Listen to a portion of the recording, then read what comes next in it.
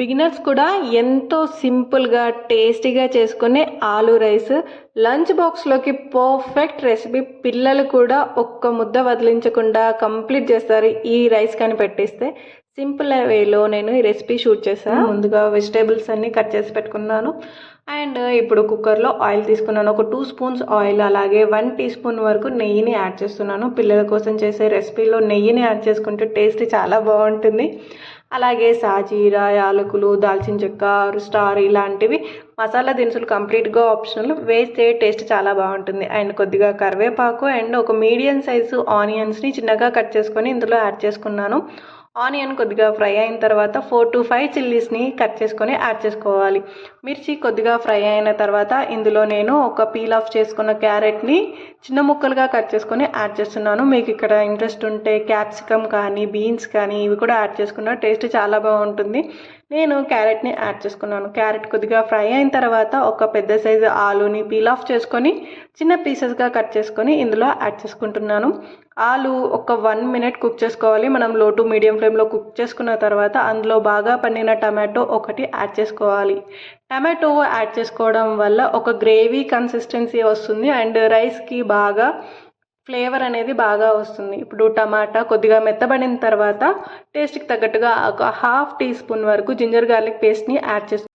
Ginger garlic paste నుండి పచ్చివాసన వెళ్ళిన తర్వాత అందులోనే పసుపు ఒక 1/2 టీ స్పూన్, ధనియా పౌడర్ 1 టీ స్పూన్ అండ్ కారము 1 టీ స్పూన్, సాల్ట్ టు టేస్ట్కి తగ్గట్టుగా యాడ్ చేసుకోవాలి. ఇక్కడ సాల్ట్ నేను 1.5 టీ స్పూన్ వరకు సాల్ట్ని యాడ్ చేసుకుంటున్నాను. ఎందుకంటే మిర్చి యాడ్ చేసుకున్నాను, కారం యాడ్ చేసుకున్నాను కాబట్టి ఆ కారాన్ని బ్యాలెన్స్ చేసేటట్టుగా 1.5 టీ స్పూన్ సాల్ట్ కరెక్ట్గా సెట్ అయిపోయింది. ఇప్పుడు మనం ఏ బౌల్తోనైతే రైస్ని తీసుకున్నామో అదే కప్తోని 1:2 రేషియోతోని వాటర్ని యాడ్ చేసుకోవాలి.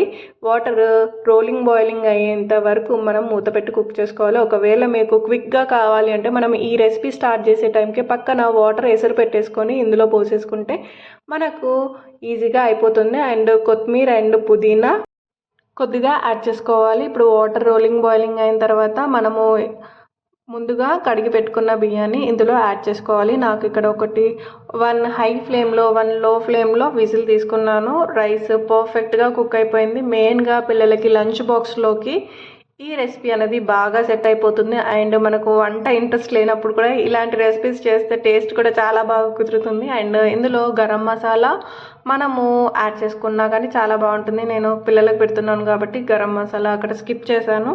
చూసారు కదా, 1 హై ఫ్లేమ్ తర్వాత 1 లో ఫ్లేమ్ తర్వాత రైస్ బాగా పొడి పొడిగా కుక్ అయిపోయింది. ఎంతో quick and easy lunch box recipe అనేది ఇది. మీకు కానీ వీడియో నచ్చినట్టయితే please do like, share and subscribe to my channel రవలీసం. Thank you for the watching till the end. Like చేయడం అస్సలు మర్చిపోకండి. Please do like, share and subscribe to my channel.